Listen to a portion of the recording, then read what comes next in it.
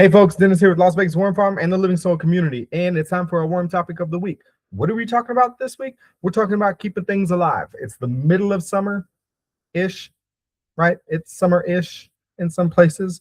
It's definitely summer here, 103 degrees today, I think, and it's only going to get warmer. But what are we talking about? We're talking about keeping things alive during the summertime. Summer is extremely hard on the biology in your soil. What am I talking about here? I'm talking about all of them. The bacteria, the protozoas, the nematodes, right? The anything else that's sleeping or living in your soil, even your roly-polies and your earwigs and your worms, right?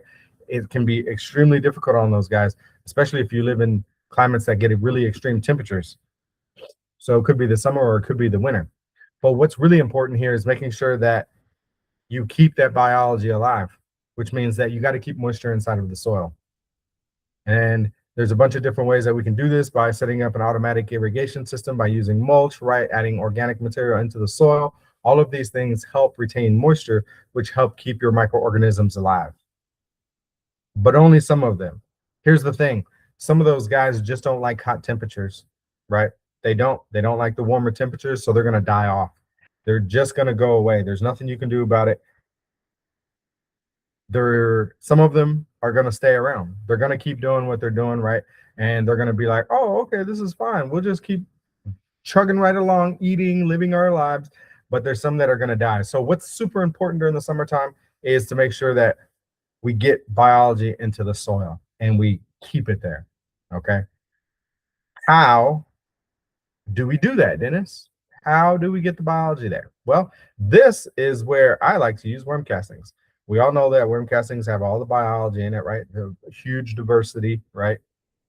And we don't need a lot, so a little goes a long way. So that is the first place that I go to. How do I get the biology in there? I reach for my worm castings. Black gold, that's what they call it, right? And there's a good reason why, because it is just gold. So I get that biology in there. Now, I know you're probably wondering, how do we get that biology in there? Well, there's a bunch of different ways. You can dig up all of your plants and then put it in there. That sounds awful, right? The next thing is you can sprinkle it on top of your soil. That sounds easy, but it's also awful because the sun is just going to kill all that biology, dry it out, and then it's for nothing. Another solution is to just make an extract, and that's going to be my go-to solution, especially if you've got existing plants that are already in the ground. Create an extract. No, I am not talking about a tea.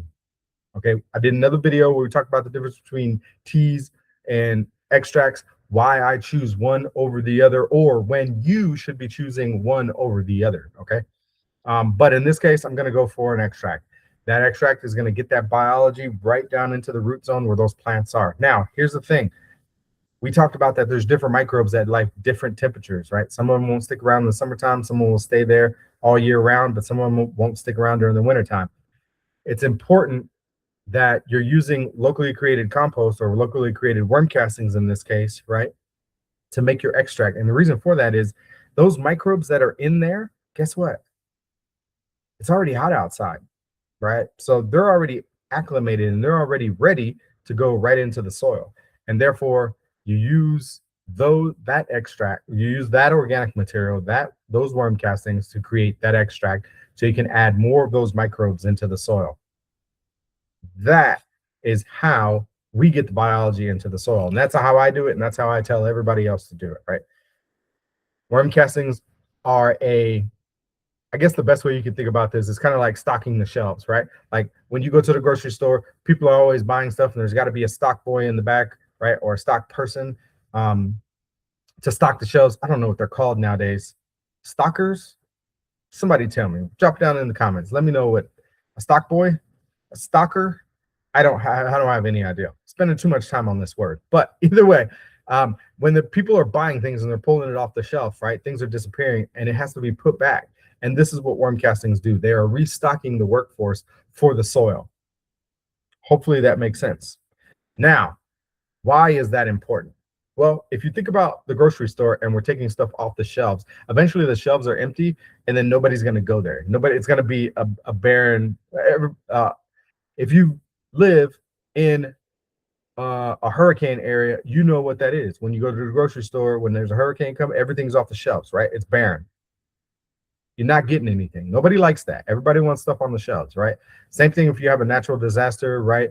Or anything uh, bad that's going to occur and the shelves go empty. Nobody wants that. Well, your soil doesn't want it either. Your soil doesn't want empty shelves. Your soil doesn't want all these missing microorganisms. You have to put those microorganisms back. Those microorganisms are what build resilience, resiliency in your plant, right?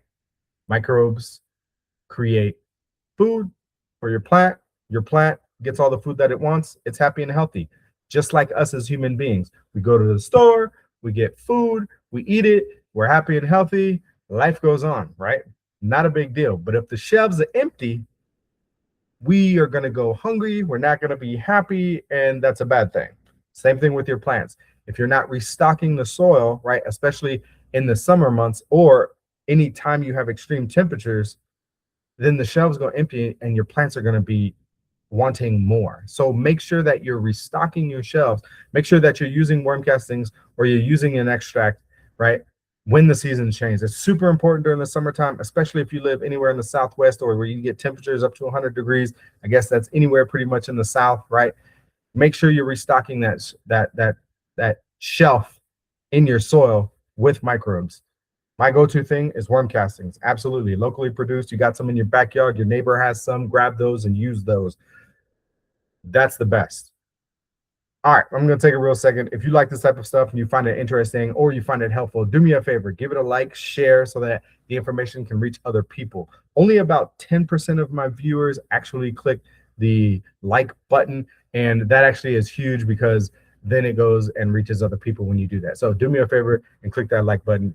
And if you really like it and really love me, just kidding. But if you really like this content, go ahead and share it as well. All right, let's get back to it. So why, after we restock the shelves, there's one final thing that we have to do. I know you guys heard me harp about this, and I'm going to keep harping on it. And it's a non-negotiable for me, and it should be a non-negotiable for you, right? There's always things in life where we're like, you know what, this is a non-negotiable. No matter what, I got to have this. And that's just how it's going to be, right? Ice in my wife's drink. Like that's a non-negotiable. Don't hand her a cup of water with no ice in it or a soda with no water or no ice. Don't hand her anything if it ain't got any ice in it. She doesn't want it. It's a non-negotiable, right? I'm sure you're probably thinking of your non-negotiable right now. And now let's talk about the non-negotiable for the soil, and that is mulch. Mulch is the absolute non-negotiable for me. If I don't put the microbes in there, I have to at least put mulch on there. If I don't put compost, then I have to put mulch on there. If I don't put any other amendments, I have to put mulch on there. Now, let me tell you why. Picture this. You're building a house, right? And you have the frame built. It's your dream house. It's everything that you want, right? Let's make it a dream house, whatever you want, right? It's being built. It's 100% free. It costs you nothing. And they keep building, but they're not adding a roof to it. So the frames are up. The frame is up. They're starting to put walls up, but there's no roof. Now they're starting to put the plumbing in, electrical, right? They're starting to put flooring in, and you're like, when are they going to put a roof on this thing, right? Like at some point you got to put a roof on it. Now they're starting to paint, right? They're putting the finishing touches on it. They're putting in cabinets. They're putting in, the crown molding. They're putting in whatever the molding is on the floor. I can't think about what that is, but your baseboards, right? They're putting in all of those. Now they're putting in the doors and the windows. Everything is starting to come together, but still no roof. And you're like, what is going on? Why is there no roof on this thing? You have everything in this house. The countertops are in now, right? Then you put the microwave, the refrigerator, right? The washer and dryer are in there. The water heaters, everything's set up the way it's supposed to. But there's no roof on it. Would you be upset? Yeah, me too. Me too. This is mulch. The roof is the mulch. It should be a non-negotiable. As soon as the frame goes up, before walls get put in, there should be a roof on it to protect all of the things that are inside. The inside of this house is your soil. You have to protect everything in it. It is a non-negotiable. If you don't put a roof on it and it rains and everything else and the elements get in there, it's going to destroy everything on the inside, and it doesn't matter. You got to put a roof on it. So mulch to me is a non-negotiable. It keeps the temperature cool. It keeps the temperature warm, right? Depending on what season you're in. The summertime, it keeps it cool. In the wintertime, it keeps it warm. It reduces evaporation, right? So that you're not losing all of that water. It protects everything that's inside, right? It protects the worms. It protects the bacteria, the fungi, the flagellates, the amoebas, right? It protects everybody and all the things. At the same time, it sometimes, depending on what kind of mulch it is, will also feed the microbes in the soil. It's a food source for them. So it does a bunch of different things. At the end of the day, it protects and provides a stable environment in the soil. Just like a roof protects you, your family, everything in the house, it does the same thing. So for me, it is an absolute non-negotiable. You got to have mulch. During the summertime, because this is what we're talking about, it is extremely important that you protect the entire system, right? Throughout the entire year, in the springtime, and if you're growing in the summertime, right? You have amended your soil, you've added things, right? And they cost you money, right? You put plants in there, you put good plants, healthy plants, maybe fancy plants, right? Maybe you've tried some new plants out, some different varieties, and that costs you money. When you build a system like that and you build an ecosystem, or heck, if you're just building a garden, or if you're building, like a poolside oasis, right? Or you're just putting plants in, you're building a system and you have to protect that system. You have to protect your investment. Okay. A living soul has got to be protected. And when we're talking about protecting this ecosystem, it is extremely important to protect it during the summertime. So we already talked about mulch, but the next thing is water, right? Make sure you have a nice clean source of water and you have that on an irrigation system. I don't care if you pay for an expensive system that's got a bunch of different valves on it, right? That are irrigating 15, 20 times a day, or if you're using a sprinkler with one of those turn dials, right? That goes off every 8 hours, right? Doesn't matter to me, but you got to have an irrigation system that is on some sort of timer. We're humans, we make mistakes, and timers are pretty accurate unless the battery runs out. They're pretty accurate and they're consistent, and that's what we need. I don't like to babysit my babysitting. I don't like to babysit my garden. I don't want you guys to have to babysit your garden. You should be able to live your life, take vacations, go away, come back, and everything be happy and healthy, right? You should be able to do that. You should be able to live your life. The garden should allow you to do that. So a timer for an irrigation system is super important. Doesn't have to be anything fancy. I mean, heck, you can even, when I was living in Texas, I had a hose bib that had the 4 valves, and I had 4 hoses going to different garden beds, and I had different timers on each one. Didn't look the greatest. I tried to tuck the hose behind everything, right, so you couldn't see it, but I mean, it's still a hose. It worked. It worked. Get yourself an irrigation system. I think of those systems, the other thing, or of those systems, in that system, the only other thing you need to remember is that to make sure that the microbes are there, you got to make sure that you're restocking that shelf. Okay. Keeping biology alive during the extreme heat or the extreme cold can be difficult, but it doesn't have to be. We want to do a few things. Water deeply. We want to make sure that we're using extracts on a regular basis. How often, Dennis? I mean, if it's the summertime and your plants are really struggling, a weekly basis, right? If you're getting plants established during the summertime when it's extremely hot, a weekly basis is probably make a good way to make sure that you're adding those microbes back into the soil, right? You got to make sure you keep the soil covered year round, doesn't matter what. And then the last thing, make sure that you don't disturb things. Leave it alone. Once you have everything in place, don't touch it. Leave it alone. Stop messing with it. It's fine. Just leave it alone. Have I made my point yet? Just leave it alone. The last thing, the disturbing portion of it is disturbing the soil, right? When you have extreme temperatures, and especially in the summertime when the sun will dry things out very quickly, anytime that you open up the soil, right? If you pull a plant out, you've opened it up, right? If you are amending and you're adding compost or something, you open it up. Every time you do that, you crack it open, you expose the inside to the sunlight. That kills microbes and it does bad things, dries things out, and then it can't bounce back as quickly on its own. So then we have to get those microbes back in there and get everything established. We have to cover it back up. The way I like to think about this is if you have an open wound, right? Like one open wound, okay, like that's all right. But the more times we cut ourselves, the more wounds we have open, and then it becomes harder and harder for all of those to heal, right? So the more and more we break open the soil, we bust open the soil, right?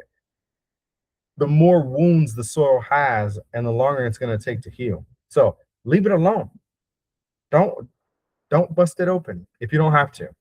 Now, if you're planting and you have to plant, and you have to bust it open, do the best you can, do minimal disturbance as possible, right? Make a hole just big enough for the plant to go in, right? Your transplant or whatever you're doing. You don't want to do this massive hole, right?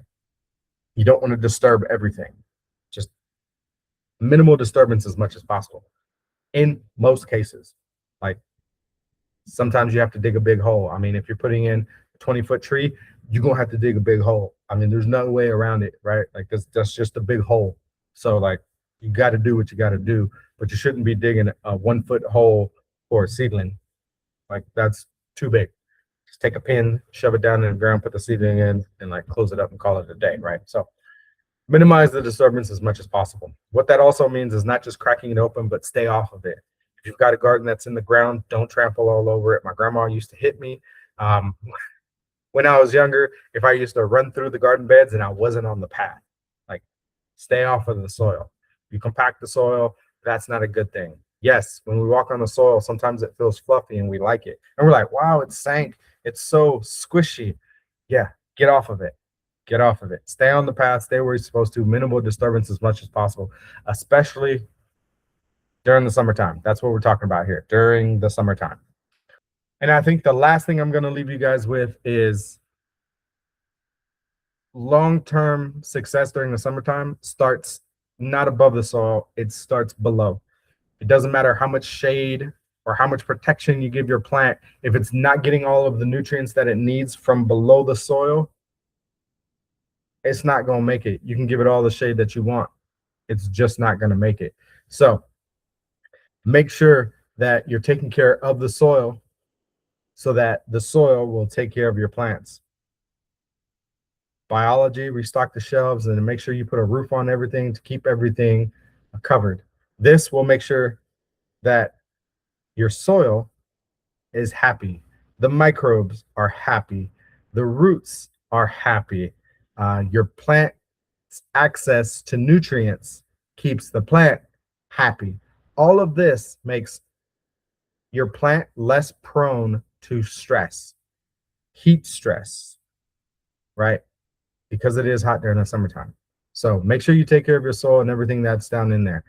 That's super important. All right. That's going to be it for this week. If you guys have any questions, drop them down below. But thank you for watching, and we'll see y'all next week. Bye now.